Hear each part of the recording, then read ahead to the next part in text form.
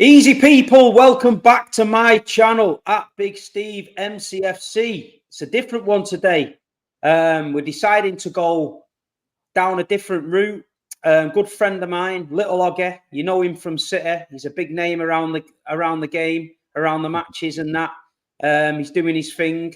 I thought it'd be interesting to have something different on the channel. Somebody to come on, a proper City fan from back in the day, tell you about his story and what he's trying to do and that. And it's just something a little bit different from the usual match reactions and people moaning and slagging players off. This is a little series where you can get to know people and characters at the football who've been going years and that. So, Oggy, how are you doing, mate? I'm all right, big man. Yeah, I'm good. How's things? Yeah, it's all right, mate. Yeah, I've just been obviously a bit nervous. Always a bit nervous, like match day. Nah, don't be nervous on here, man. They're a good group, a really good group of old school City fans, new school City fans, got some foreign City fans. So I feel like you'll make some new friends from this. But introduce yourself, mate. Tell them about yourself. Where you're from? What's your name? How long have you been supporting the Mighty Blues? Right, here we go. So obviously, Little Oggy is my nickname. It's been my nickname pretty much all my life. My older brother was called Oggy, and then it passed down. I was Little Oggy, and I think it suits really. It suits the name for my music as well. Obviously, my real name's Paul Hargreaves. I'm from the great old town of Fleetwood, which is a bit of a one way in, one way out. It's a bit of a town, you know what I mean? And early doors, before I started watching City, I'd go and watch them, you know what I mean? I've always loved football all my life. As soon as I seen that football, I just wanted to play football, wanted to breathe football. It's in my blood, you know what I mean? And at the age of 12, I went to my first City game. It was Paul Power's testimonial. And it was back in... Who did they play? Who did City play then? It was back in August 86. I think, I can't remember who we played, I'll be honest with you, mate. I'm going back a few years there. Like, was that 86? Yeah, 86 it was. There'll be people that not in the chat will know who that is. Let me have a look and see. Go on, carry on. So, yeah, I just got hooked then. The guy who took me, he'd come down from Manchester, moved to Fleetwood. And, yeah, he just basically... his sister wasn't going for the rest of that season. So I just started going. I was actually in the North Stand early doors. And then I wanted to be where the singers were, in the singing section of the kit pack. So I got a season ticket there the year after that. Everton, was it? Everton, yeah. Yeah, we always had a bit of a link with Everton Oldham back in the day, wasn't it? We got beat as well, 4-1. Usual. Typical City. But yeah, it was you could be a statue, aren't you there? But yeah, no, like I say, I just enjoy the singing as well as the football, but I love the banter. So I was at the back of the kit packs where all the boys were. Little did I know, further down the line, as far as I know, the Oasis 2 was right in front of me, about 20 foot away. Yeah. And that's where they used to go and do a bit of singing as well. But yeah, that kit packs was, anyone that never went in that kit packs, that was an experience. That the sheer size of it and like the way it used to sway and stuff. You know what I mean? It was unbelievable. You'd never get away with it in today's football. But I missed that kit packs when it was on form. There was nothing like it in the world for me. 28,000. You know, I mean, some grounds don't hold 28,000 when it was back standing. I mean, I used to because I'm only small, obviously. I used to sit on the stanchion. So I was actually above everybody else, which was brilliant. It's a wrap my leg round it, and I was there all the game. Yeah, I used to absolutely love it. And as you was coming away at the end of the game, you got like lifted up. You was both. Everyone was like that. You know what I mean, trying to get out. I couldn't actually feel my feet. No, it was the kit packs was a special place. So you fell in love with City, what, 86, Paul Power. So who was your heroes then when you was watching City back in the day? Who was the ones that you used to love watching? I mean, over the day, we talk about them sort of times. I mean, when we really got going, as in football-wise, it was obviously Paul Lake. We used to be a bit of a hero of mine. David White, obviously. Emre Varadi, Paul Stewart. tipped up. He came from Blackpool, actually. My brother used to play for Blackpool, by the way. He was nearly a professional, my brother. Yeah. Yeah, he was actually playing for Blackpool in a game, and they were just about to sign him up, and a scout came down from Everton, seen him. Next minute, we've got these bloody Everton people round at my house, and they signed him on. Right. You know, the old schoolboy contracts like they used to. Oh, yeah. Now they sign him on at like 4 years old, don't they? Yeah. Which I don't think it's right. You know what I mean? No, the clubs just farm the kids now massively, pull them all in under one umbrella, just keep them on contracts. My mate's got a little question. My mate's got 2 lads, and he signed by Salford, and they never played a game for Salford. And then they found out that they couldn't play for the Sunday team, so they're only kids, so they wanted to play with the pals. Exactly. So he said, "Oh, well, can you release them?" And they said, "No, we want compensation." And it's like he's been fighting like fuck with Salford City to let his 2 lads play normal football, which is a bit wrong for me. You know what I mean? Bollocks, isn't it? I mean, you really got to enjoy yourself at that age and just play your football. I mean, it was really good for my brother, like Dave. So Trevor Stephen actually came down to Fleetwood High, our school, signed him on in assembly in front of the whole school. Bloody hell! So it was like he was a celebrity then. Superstar, mate.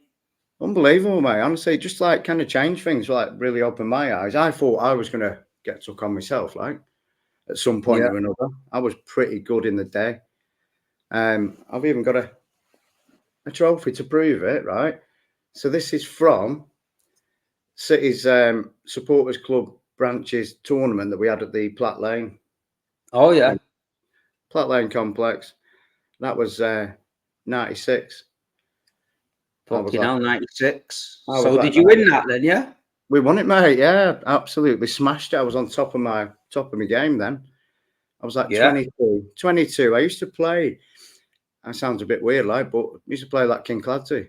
But I used to play like King Clancy, but with a grit of Dickov. That's some player that you should be playing for Real Madrid.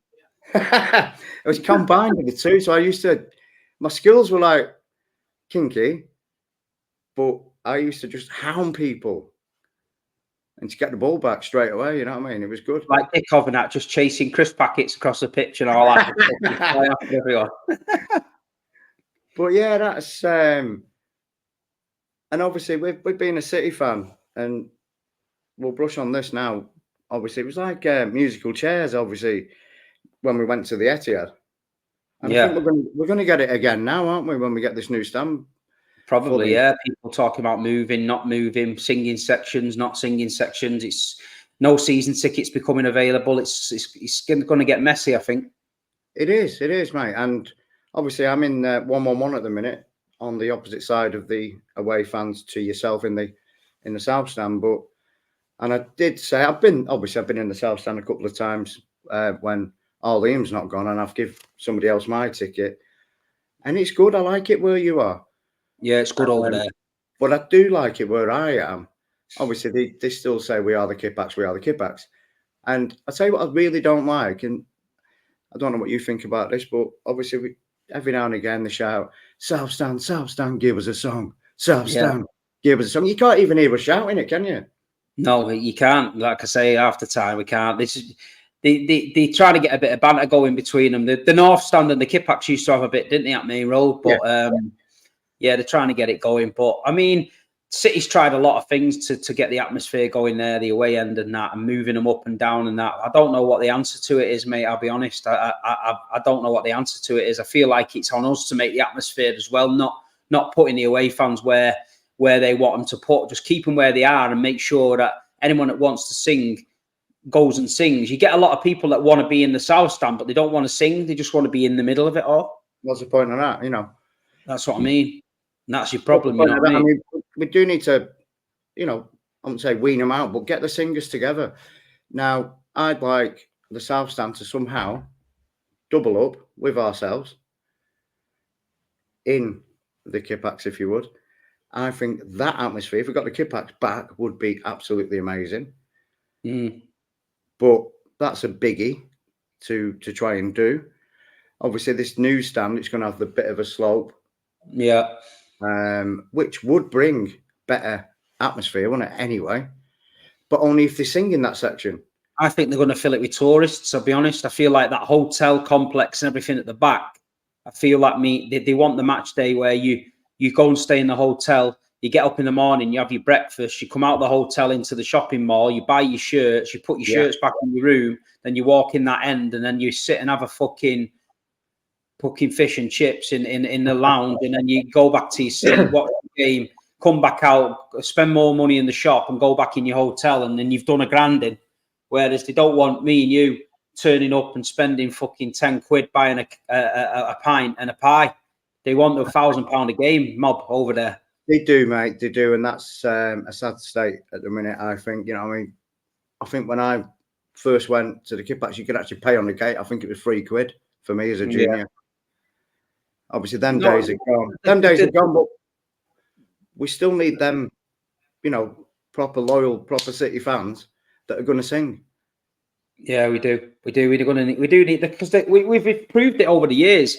The crowd, you know, we've had derby days there where we've had to win to go towards a title. Vincent Kompany header, the crowd unbelievable. We've played Liverpool there where we've needed to win. The crowd unbelievable. Real Madrid, the treble season, Etihad Stadium, absolutely unbelievable. Probably the best atmosphere I've ever seen at the Etihad. We've had the Ilkay Gundogan when we're attacking the South Stand. We're 2-0 down against Villa. We're attacking the South Stand. We're literally sucking the ball in the net. You know, so we over time, you can pinpoint games where the crowd has got us over the line. And if you lose that, you lose everything in a football club for me. You're not a football club anymore. You just become a tourist attraction. Everything that we've hated about United, we're just going to end up becoming. So we've got to be very, very careful. I mean, and I'm a big advocate for speaking out about it, and it's cost me work, but I'm not bothered about that. All I care about is Manchester City Football Club and the fans. I'm not bothered about work. I don't care if I don't work there again. I just a City fan, you know what I mean? But if something's wrong, I'll try and call it out in a constructive way. I won't want to put anything on the club. I want somebody to reach out to me and say, look, what's been happening, Steve? Why are people upset? I think a lot of things City fans we're reasonable people, and we just want to be treated fairly, and we just want to have a bit of dialogue with the club. We don't want to be pushed aside and this is what we're doing, and you're not having a say on it, because that won't end well. You know, let's talk about it. Let's get some people in the club involved and feeding it back to the fans on podcasts like this and saying, I spoke to City and they said they're going to do this, they're going to do that. And then it just keeps everybody in the loop. I feel like putting us in the dark and alienating the fan base is not going to end well. Not at all, no. I mean, one, they definitely need to listen, because if they don't listen to us, then, like you said, if they've blown it anyway, they've got to listen to the fans of where, you know, obviously, where they're going to put everybody. If they're just going to put new people in that new stand and we stay as we are, then fine. I mean, I've thought of a little bit of a one where just say yourself in the South Stand on the phone to me, right, we're going to start this song now. And we both go together. When we both go together and work together, it sounds amazing. And it only happens a few times in a game. You probably won't get a fucking signal in there, Oggy. You know it's like. Let me ring Oggy and be there for fucking 25 minutes trying to ring you. I'd be better off whistling and waving and saying, go now. You know what I mean? I have thought of, like, you know, on the first minute of the game, everybody sings Blue Moon. Everybody. Yeah. Like at Liverpool with You Never Walk Alone and that. Yeah. They tried to do it. They put the moon on the screen, don't they? They tried to do it, but with Blue Moon, they put the fast version on. They put the fast version on. So once you do the first bit, it goes, I said Blue Moon, and everyone just loses it. It should be the older style version for me. Yeah, you know what I mean? Longer drawn out version. Yeah, slower. And it sounds, you know, I mean, music is a massive part of football. Oh yeah, of course, yeah. And this is where I come in, obviously, with this bad boy. So we'll touch on your music. You've got your album out, Little Oggy, My Life. I've got the CD here. Yeah, and listen, you know what football's like. The lads in the terraces, they fucking rip the piss out of you about this singing. Like, I've seen them come up to me. Don't give him a platform, Steve. He thinks he's Liam Gallagher, Steve. Fuck him off, Steve. But listen, you're doing your thing, and you're doing you're obviously a massive Oasis fan. You know what I mean? You've still got the Barnet, you've got the swagger. You know what I mean? I can tell by the singing style that you've got a lot from Liam and that. So tell me how the singing like came about. With you know what I mean? How did that come around? I used to sing karaoke, obviously, Oasis. To be honest, I sing quite a lot of things. I can sing Robbie Williams if I want. Not that I would, but I can. So I used to do a lot of karaoke, and then people were saying, "Hey, you're fucking pretty good, you." So I actually auditioned for a band called Decime, and they used to do the battle of the bands, they called it, years ago. Yeah. And they actually ended up in the final in London. I did an audition for them. Anyway, my timing was a bit out. Unfortunately, I was a bit giddy. I was probably a bit excited, thinking, "Oh, I'm going to be doing this, doing that," and I didn't actually get in. But went and watched them. They were a good band, and then they obviously folded as well over the time. But two of the three of the people have influenced me over my time trying to do this, and Kev Scott and John Banks are actually involved on the album, because I couldn't do it on my own, because I'm just a singer. I've wrote all the lyrics myself. So I've wrote all the lyrics myself, and I think the songwriting is brilliant. I feel like the songs, the words, and the way you've done it is class. And my son, I don't really put anything about my kids online, but my son is a singer now, and he goes busking with his guitar, and he's now playing gigs on his own, and he's involved in a band, and they did a battle of the bands against a load of blokes the other week, and they got through to the final. Then he's played at Gig Lane, and I'm going to get him on the Etihad soon. He's a big mates with Alex Spencer, the City lad. I know Alex as well. Yeah, I know Alex as well. Funnily enough, he was busking under the bridge on the way into East Stand, yeah. Yeah. And I said, "Can I join in, mate? Because I just ask people, and if you don't ask, you don't get." And with yourself, Steve, you have to ask a few more extra times. You know what I mean? But yeah, with Alex Spencer, yeah, I didn't realise who he was.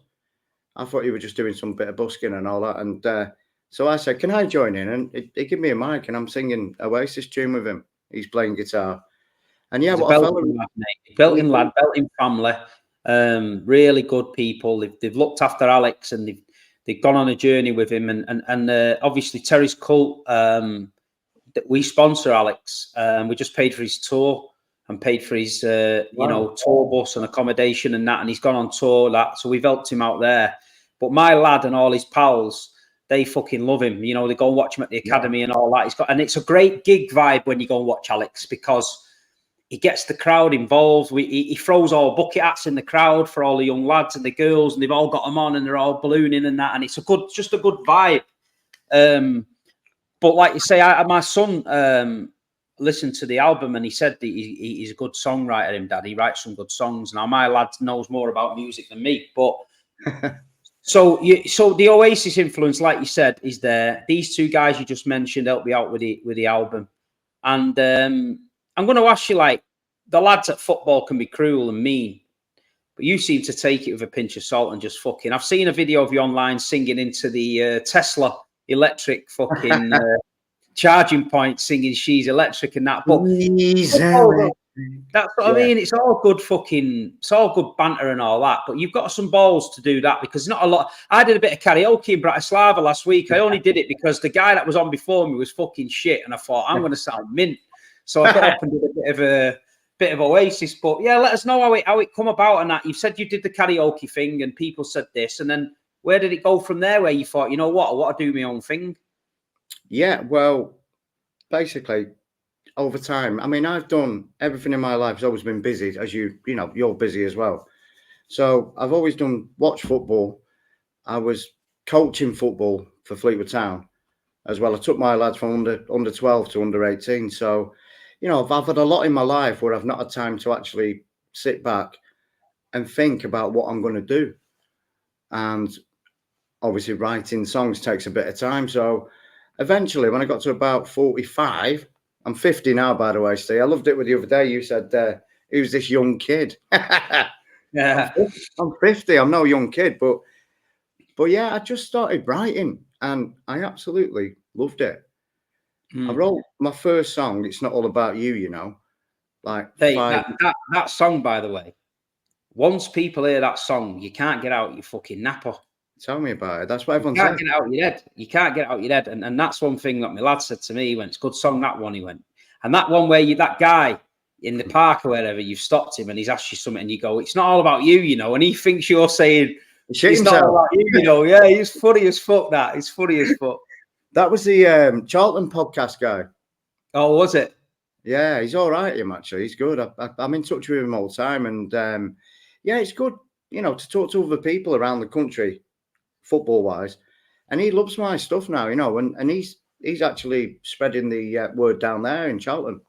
But yeah, I just grabbed him. I seen him doing a podcast with somebody else, and I said, "Yeah, mate, can I get on?" And he went, "What do you do?" And I went, "I'm a singer." Next minute, cheeky, man. You've got to be cheeky because you never know who's about. You know what I mean? No, I mean I am cheeky.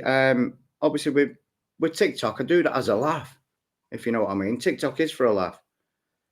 I mean, you can earn money out of it if you get a lot of followers. I'm only up to about 2,000 followers, but I think I've got 129,000 likes. Yeah, well, that TikTok is the one for you, in my opinion. Like I say, I've seen so many people grow on that, but you've got to be consistent. Yeah. You've got to be consistent on it. You've got to fucking get your mic set up, turn it on the live, and fucking get singing. And then you're going to get the dickheads coming in, but then you get the ones that are intrigued and you get the ones that come on, but it causes interaction. So people who say, oh, he's fucking shit, someone will say, yeah, he's fucking all right. Next minute, they're all having a conversation, but it's all about you, you know. It's all about you, you know. And at the end of the day, you know, it's about the interaction. I've seen people go from like 10 followers to 10,000 followers in 4 weeks because they've literally been consistent every night at a certain time coming on. People are gifting you money as well because they want you to come on, and you know it's how you want to get out there. But in today's world, you know, years ago it always used to be about who you knew. Like if you wanted to make it, you had to know people to make it. Now you don't. You've got platforms, TikTok, YouTube, Instagram. You can be a Joe Public who doesn't have any friends in the world, can go and do a TikTok that goes viral, and next minute you're on fucking Britain's Got Talent. You know what I mean? Not that I do that. It's not really rock and roll, that is it? Britain's Got Talent. Not rock and roll, but like I say, you need to be on that TikTok, giving people a bit of grief. You know, giving them a bit of some of the tunes, and you've got to make people fall in love with you, man. That's what it is. Like Ian Brown said that time, innit? You know, what did he say? Something like the people are in love with us, but they don't really know it yet. Something like that. Like you've just got people to fall in love with you, man. Yeah, and I understand that. Like, you know, obviously with a couple of my songs, the first one on the album is called People Say. That's a good one. Yeah. People say you could write a book on me. And I pick words out that people have always said all through my life. My mum and dad used to say, you could write a book on you, you know. Yeah. And I've put it in a song. Some of the lyrics, I pick up what people are saying all the time, and it fits in a song. It's really good. I love writing. I've got another 5 songs written already, ready for studio. Yeah, they're already. I could have made that into a full album. Sorry, I just dropped my CD there, but I could have turned that into a full album. But it's took that long in the making. Like I started writing 5 years ago. Then I got more serious with it. Went back to my books, my writing books, and I started picking little bits out of others, and they fit in here. Everything started clicking into place. And then all of a sudden, I've got 5 songs. Went to my mate's studio, this Kev Scott. And what he's done. All I do is sing them how I think they should be sung in the first place, and then he puts some music on top of them. Yeah, and I like the fact that each song sounds different. No, it's good. Listen, I've listened to it and that, and I think it's sound, and I just think you've got to get yourself out there more. You've got to get yourself a bit more confident in it, and just go for it, man. Because you're going to get dickheads. You get dickheads all the time. You're going to get people, but there'll be people watching this podcast who'll go to your music. I'm going to leave all the links to Little Oggy's socials and music, and listen, people. He's one of our own. He's a blue. You know what I mean? He's trying to do his music thing, if you're in music or you can help him in any way, or you feel like you can do something for him, or you've got a little gig for him or anything like that, get in touch. Everything will be in the description. And the reason we didn't put his music on the podcast today is because I actually want people to go and take a bit of time, go and fucking click on his socials, go and click on his link, go on the Spotify, whatever he needs to do, and have a little listen to his music. If you don't like it, it's fine. If you like it, it's a bonus. But I feel it's too easy, these people these days, they get everything put in front of them. I wanted people to first of all understand you as a City fan. A lot of people know you at the ground and that. Understand your character, and then go and find your music themselves and have a little listen to it, and and let you and give you feedback. Come back to Little Oggy on his socials. Say, I seen you on Big Steve and I enjoyed it. This is what I think, and this is what I didn't think, or whatever. And that's the way it is. But I've seen you've done a few little gigs. Is that something you want to be getting into, doing a bit of more gigs? More so, Steve. More so. I kind of like do it as if I am Oasis. The way in which I've done things. I want people to have heard my songs before I start doing gigs, so they can sing along. Yeah. But obviously, I'm in a bit of a, like I say, one way in, one way out town. And it's very musical, our town. There's a lot of singers, a lot of bands there. The only thing is with myself, I'm not in a band. So there we go, people. If anybody's in a band and they need a singer, then I could tip up. Yeah. And I'd love to be in a band with a band around me and playing gigs. At the minute, what I've been just doing is tipping up with my laptop, with my speakers, with my mic, and just blasting my songs out. And I've, similar to Liam, as he's been getting a bit of shit recently about his Wembley gig, which I don't think should have even done that. He didn't. To be honest, he probably didn't take that serious. He just took the dough, I think. Yeah, but it was for a boxing event, and it wasn't set up for a music event. And I think the music wasn't loud enough in the background, and I think his voice was too strong for that. But I do think you have a studio voice, and then you have a live voice. And I think he smashes both of them. And whoever says anything about him talking wank, you know what I mean? No, he's the best frontman in the world, like you say. Even when he left Oasis and he went and he did BDI, I went to that first gig at the Apollo, BDI, and we didn't know BDI's tunes. We didn't really give a fuck. We was there to see Liam, and Liam he's just got that swagger, man. And look at Ian Brown. Ian Brown's not the best singer in the world. His singing's terrible, but I tell you what, he can fucking keep an audience, and he's got that swagger about him and that, and it just proves that you don't have to have the best voice in the world. You've got to be an entertainer and a frontman. You know what I mean? Yeah, but it all comes together and it's a package. And I do think, I've got the lyrics. I've definitely got the lyrics. Obviously, the voice. I think I've got the voice. It's just sometimes when I have done little gigs. I did one for Fleetwood called Tram Sunday, and I was up against it. It was the first outdoor gig I'd done. The wind was fucking blowing my way. Yeah. So the speakers, but it was coming back on me. There was a waltzer ride across the road, belting out tunes.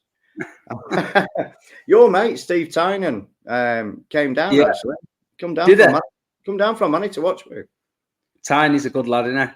I thought that was brilliant, that mate. I mean, his son and his grandson. It was brilliant. I don't know if they've been to that Fleetwood Tram Sunday before. He heard that I was on.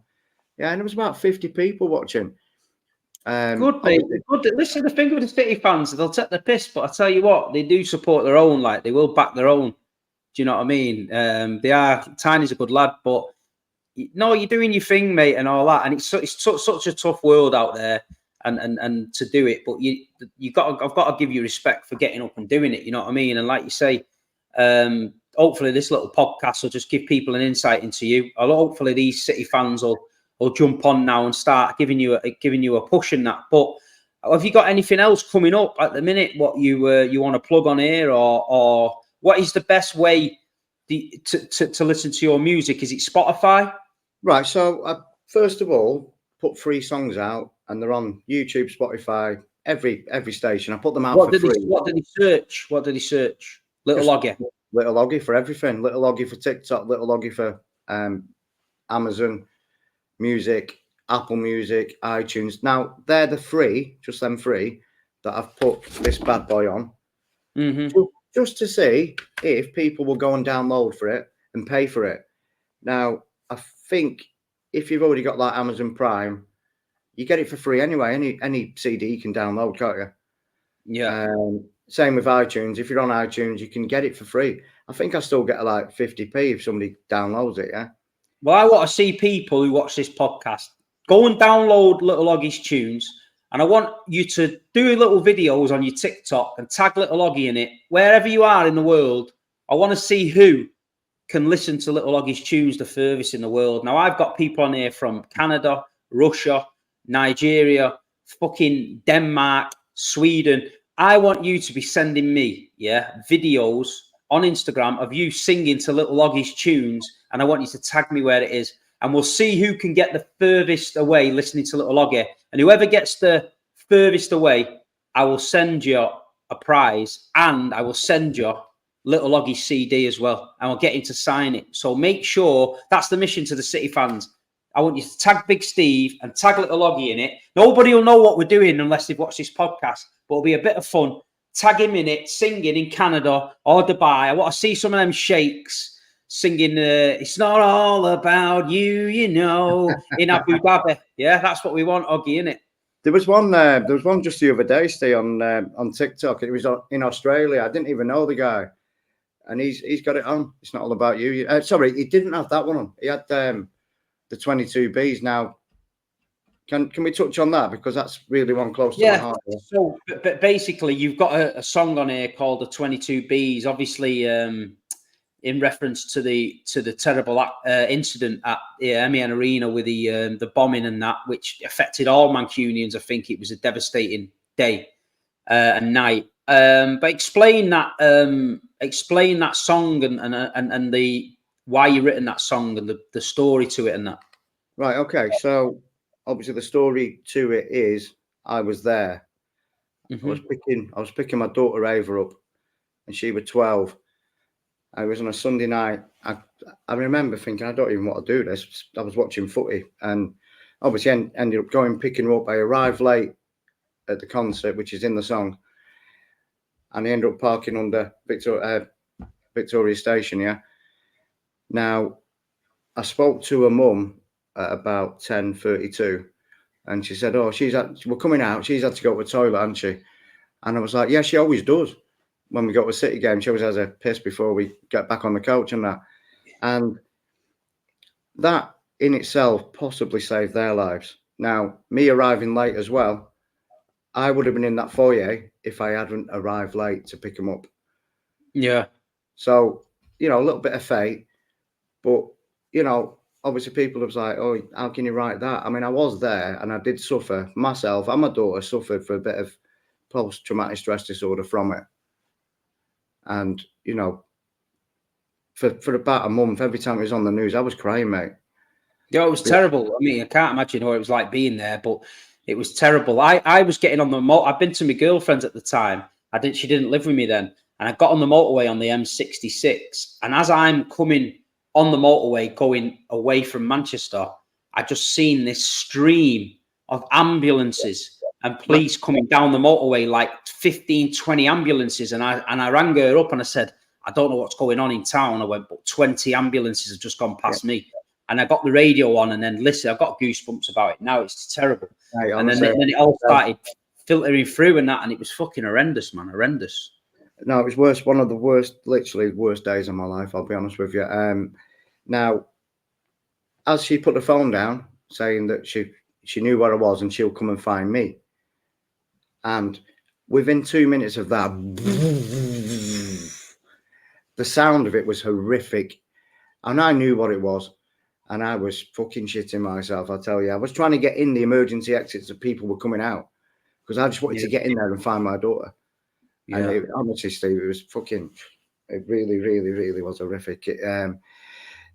Obviously, I didn't even think about writing that one until about 2 years ago. Now, it's been 7 years, and I think, a lot of the people, hopefully, you know, Is that how long it's been? 7 years. Yeah, it's 8 years in April, in May next year. I mean, some of the lyrics in that song are, it basically is a tribute of what happened on that night in my eyes. Yeah. I arrived too late to pick you up from the concert. The really emotional bit that gets me every time is, we will never ever forget you. We will never ever forget you. Sorry about that, bad singing there, but it's only early in the morning. But yeah, no, it was emotional tune, man. horrific, mate, and I felt happy that we was all right, but I felt guilty at the same time, and that is part of of PTSD, isn't it? And you know, it's always going to be in my head that night. Yeah, 100%. And my daughter stopped going to City games because I used to go in the family stand of the East End with her. And then after that, she stopped going. She didn't like build up places, you know. So yeah, can't blame her. She really suffered from it, you know. Yeah, it's bad, mate. I've seen people on the TV still suffering and that. I mean, I don't know if you ever see the United fan. I do a podcast with Saeed sometimes, a big United fan. Not many people know this, but he was working that night, I think, and he never really speaks about it. I've never really pressed him on it, but he said the same to me. One of the worst nights of my life, and and he's a lovely guy, him, so he must have seen a lot, and he doesn't really talk about it. So it just shows you that it affects people. But the song is it's an emotional song, and like you say, it's about your experience of going there and stuff. But yeah, it's really bad. I mean, I say 22 good nights to all of them as the song finishes. I send 22 good nights to all of them, and it is a song about Manchester. In the video, I've actually got 2 clips of the Etihad and then 2 clips of Old Trafford, because it is for Manchester. You know, it is a song for Manchester. I don't think, you know, if it had happened now, we would have definitely had them riots that we had from the one from when them 3 kids got stabbed in Southport. yeah, it's terrible. It's terrible. Like you say, It seems to be easily forgotten about now, and it shouldn't do. You know, now I did actually try and bring that song out for the 22nd of May for the anniversary, and it didn't get much traction. But I'm hoping now, a bit of traction from yourself and a bit more traction from myself, that I could actually get that going again, that song, bring it out as a charity song and make somebody a little bit of money, maybe PTSD, which I did try to do it for, because obviously you've got, you know, the ones who unfortunately were killed on that night and over the families of them and the people that was injured. And then you've got people that suffered mentally from it. Yeah, 100%. And I just think you've just got to get more people to find out about you. More people searching Little Oggy, and I believe opportunities will arise, and you'll meet new people, and people will see you. And it's people like I was talking to a guy who does a bit of singing on TikTok. He's got a woman from America comes on his TikTok every couple of nights. She donates £700-800 a night to him while he's singing, just to do certain songs for him. Can you sing the Beatles? Can you do that? He sings them for her. She's a lonely lady, and she sits at home and she interacts with him, and she's paying him big money. But to her, she's probably the highlight of his, her day. Is him coming on the singing at night, and he's getting the help financially. But I think if you want to do it serious, you've got to get on that TikTok every night or every weekend. Set up your camera, start singing. You're going to get the dickheads, but the dickheads can be good in a way, you know, and then you'll filter through all the shit, and then you'll get yourself a good little community of people that actually like your stuff. You know what I mean?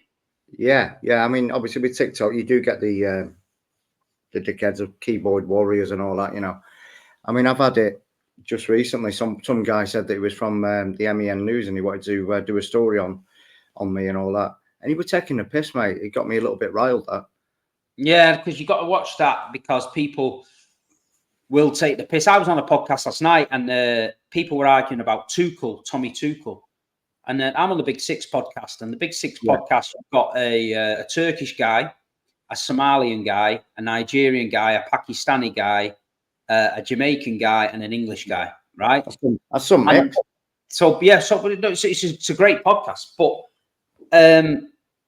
because I'm talking about England, and I said 4 years ago I don't rate Tuchel. Apparently, I'm racist, so I don't know how that works. But yeah, and it just gets so frustrating online because people feel like they can say what they want to me, and I'm not allowed to defend myself or say anything. And anything I do say, they just construe it as some stupidness. I woke up this morning and reading the comments, and I'm like, this is just the world we live in, man. And you got to accept it. There's dickheads everywhere. People have got nothing better to do. You've just got to brush it off, look in the mirror and think, you know what? I'm doing my own thing. People are jealous. People are jealous because it's all right calling you names for singing. But if you put a mic there in front of them and said, go on, you give us a tune, they guarantee they ain't doing it, mate. 100%. That's what, be honest with you, Steve, that's what I do normally fight back with, saying, listen, what are you doing in your life? You do fuck all. I'm trying to do something and you're knocking me. I mean, I got one comment on TikTok said I've got teeth like a row of bomb terraced houses, you know what I mean? which I thought was funny as fuck. People got that, but mate, I get it every day. You fat this, you bald this, you blue this, you fucking this. I don't give a shit, mate. I don't give a shit. At the end of the day, they're watching me. They're watching me on their lunch break at McDonald's or wherever they work. They're sat watching me getting out angry in the bog. And I just think that's great. You know what I mean? Keep watching. But listen, mate, you keep doing what you're doing. It's like every musician in the world. Not everybody likes them. You know, some people like Oasis, some don't. Some people like Elvis, some don't. So you're never going to please everybody. You've got to find your own community of good people that support you. I feel like if you get consistent on TikTok, you'll find a good community of people. And when you get a gig, a local gig, you'll find out these people will come and support you. These people will think, you know what, let's go and have a bit of a laugh with Oggy. He seems a top guy. You know what I mean? And I think you've just got to keep doing what you do. People are going to take the piss. We're in a football environment where people take the piss. I take the piss. I can take the piss with the best of them. But it's banter for me. You know what I mean? And I always encourage everybody to do what they believe in. I'll never slag anyone off for trying to do something they want to do. And at the end of the day, I take my hat off to you, mate. And I think that what you're doing is good. And I feel like you've just got to go and take it to the next level now and just keep going and get everybody on your side. You know what I mean? Well, that's it. Like I say, I've got these new 5 songs. Yeah, I'm going to start going into studio with them. That's my next bit. I'm hoping to do a little bit around maybe Christmas time, and then definitely next year when we do singing. I mean, I cover Oasis songs. I'd rather do my own right now, but can you not get outside the Etihad and then one of them little busking things that they had that time? Them little tent things. Yeah. Yeah, and I'm thinking about doing that. Yeah. I'll do it. I'll get in touch with the club. Obviously, City Square's gone at the minute because of all the building, but that'd be nice if we can do that at some point. I'd get outside on one of them tents. I'd have a little sign made, little Oggy. There, all my socials on it. I'd just carry on cracking on. People stop and talk to you, or people will chat to you and that.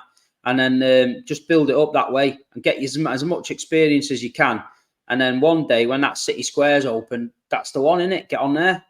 Yeah, as you were saying before about Alex Spencer, I've got a selfie with him. He asked me for a selfie. We have a bit of a banter. I think when we started talking at first, he wasn't as busy as he is now. Yeah, He's proper going for it now, and like you say, I like the fact that you're supporting him with that. Yeah, I've got a little hand-me-down off our Liam, actually, Steve. And it's obviously one of yours. Can't beat it. But I've got it on back to front, yeah, because I think it looks better that way. Yeah, you've got it. I was going to say you've got it on back to front, but that's the back print one, isn't it? Why have you not done that on the front? I like that.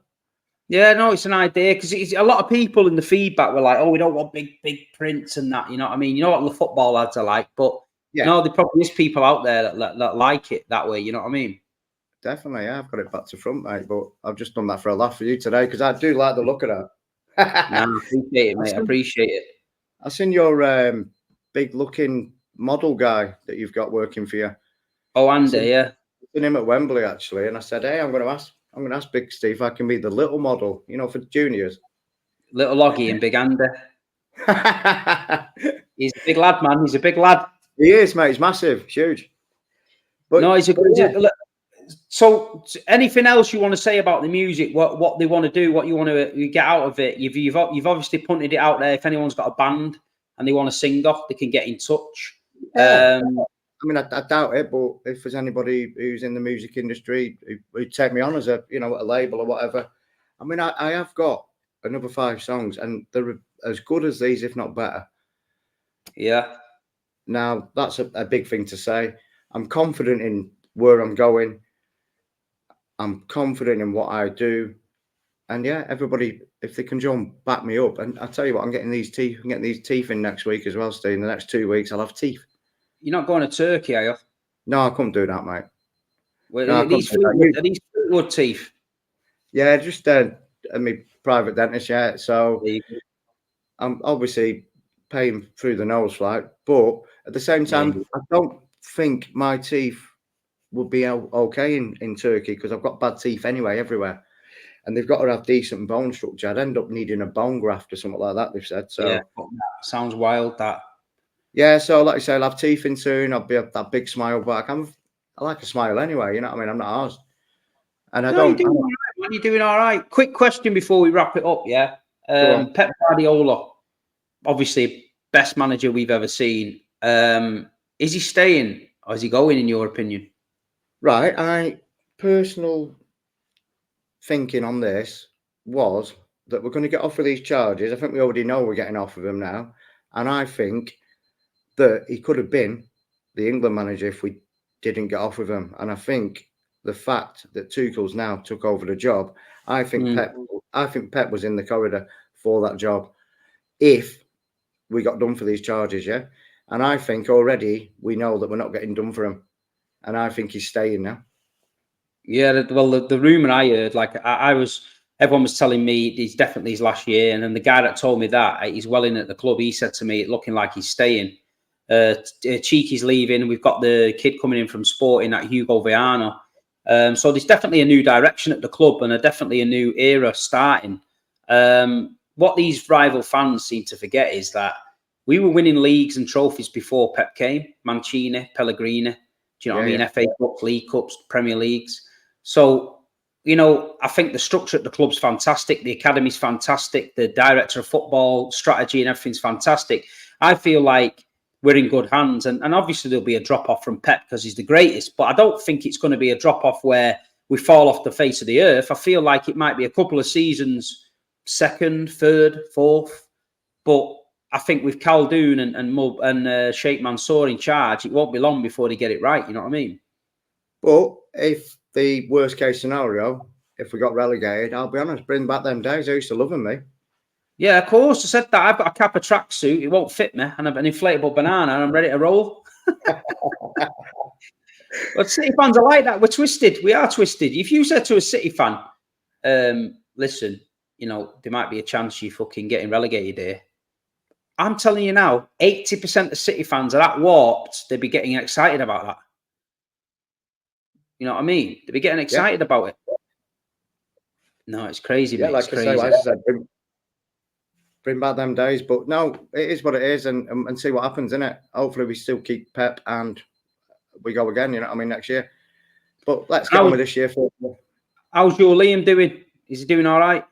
He's doing all right, mate, yeah. Like I say, his fucking battery went this morning. He was just going for a job. But yeah, he's a bit of a pain in the arse to me. I mean, I get his hand-me-downs because he says, oh, Dad, this one's shrunk in the wash, you know. Yeah, so he gives it you. He's putting a bit of timber on, I think. Yeah, he's definitely putting timber on. I didn't shrink in the wash, that. He's putting a bit of timber on. He needs to lay off them pies at the match. But yeah, honestly, Steve, thank you very much for having me on, mate.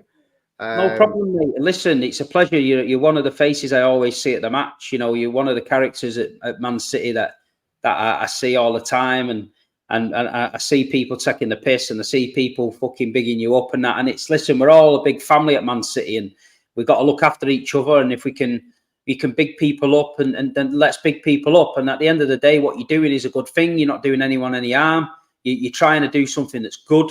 You're trying to help charities. You're trying to get yourself out there. So if this platform can get you out there, if my followers can go and support little Oggy and go and have a look at his music and go and interact with him and send him a few messages and have a chat with him, then listen, my job's done. I'll always do that. I'll help anyone out. But I feel like I always respect you, mate, because you fucking mithered the life out of me for months. And I respect it, because some people usually give up, but you didn't give up. You've had the podcast now. I've enjoyed it myself. It's good to know you and a bit of your backstory.